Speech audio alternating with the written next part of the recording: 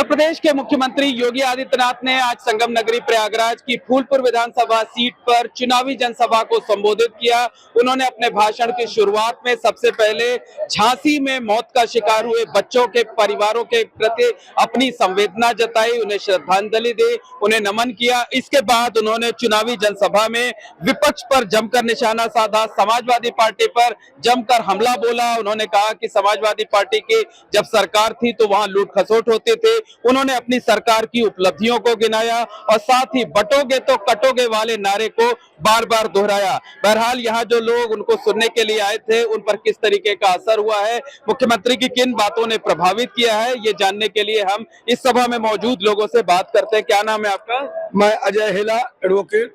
मुख्यमंत्री जी की किस बात ने सबसे ज्यादा प्रभावित किया? आज मुख्यमंत्री जी ने जो एक अपने उद्बोधन में कहा कि हमने जितने भी विकास कार्य किए उसमें हमने कोई भेदभाव नहीं किया, ये जनता के लिए बहुत बड़ा संदेश है।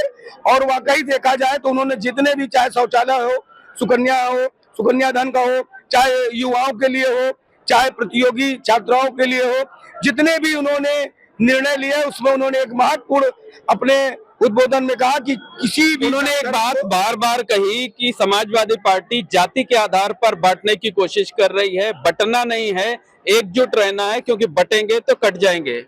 बिल्कुल भाई साहब, बटेंगे तो कटेंगे, हम लोग को बढ़ना नहीं है और कटना नहीं है। हम लोग एकजुट होकर के 20 तारीख को जो है कमल का बटन दबा करके सिर्फ दीपक पटेल जी को प्रचंड बहुमत से सदन में भेजने का काम करेंगे। उन्होंने ये भी कहा कि अगर हम आपस में बटे ना होते तो अयोध्या में भव्य रामलला के मंदिर के लिए 500 सालों तक इंतजार नहीं करना पड़ता, काशी और मथुरा के लिए संघर्ष नहीं करना पड़ता। योगी जी ने जो कहते हैं वो करते हैं। और जितना बाबा जी ने कर दिया है आज तक 70 साल में कोई नहीं किया है। और इसी तरह हम चाहेंगे कि बाबा जी प्रधानमंत्री बने देश के। मतलब आप ये कामना कर रहे हैं कि अभी वो उत्तर प्रदेश के मुख्यमंत्री हैं, आने वाले दिनों में वो देश की कमान संभाले, देश के प्रधानमंत्री बने? जी जी, आप भी यही चाहते हैं? जी जी, हम चाहते हैं। पूरा उत्तर प्रदेश ही नहीं, पूरा भारत चाहता है कि नरेंद्र मोदी के बाद अगर भारत का कोई प्रधानमंत्री हो तो माननीय योगी आदित्यनाथ जी ये कामना कर रहे हैं कार्यशैली। क्योंकि सुनिए भाई साहब,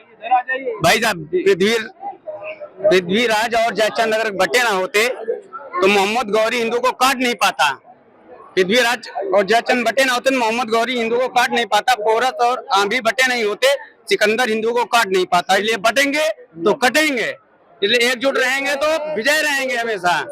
भारत के कुछ महिला सुनिए इधर आइए। अच्छा देखिए, महिला कार्यकर्ता जा रही हैं और भी लोग इस तरफ हैं, इनसे बात कर लेते हैं। बताइए, मुख्यमंत्री जी ने जो बातें कही कि बटना नहीं है जाति के आधार पर, नहीं तो काट दिए जाएंगे, कितना प्रभावित करने वाली हैं? 100% बटना नहीं है, कटना नहीं है, हम एकजुट रहेंगे। जाति बिरादरी की बातें बहुत दूर की हो गई। हम पिछड़े समाज के लोग भारतीय जनता पार्टी के साथ थे, हैं और आगे भी रहेंगे। आपके ये सब जो युवा साथी हैं ये बार बार कह रहे हैं कि योगी जी जिस तरीके से दिल जीत लेते हैं, हम कामना करते हैं कि आने वाले दिनों में वो देश की कमान संभालें, देश के प्रधानमंत्री बने। वो बिल्कुल देश के प्रधानमंत्री बने। उन्होंने अनेक परिवारों के कष्ट हरे हैं। हम किसान परिवार के हैं, हम जानते हैं कि उन्होंने हमारे लिए क्या किया है और माननीय प्रधानमंत्री जी ने क्या किया है।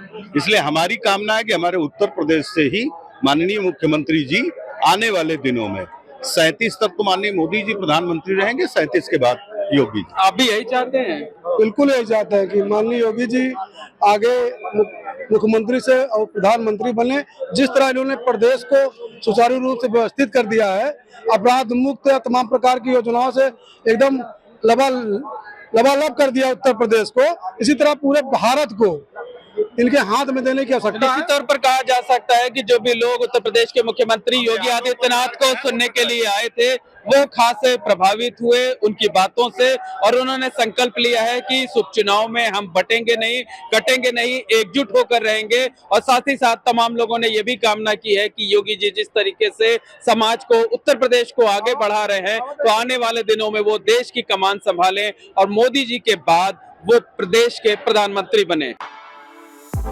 For exclusive and insightful videos, subscribe to our new channel ABP Live Premium.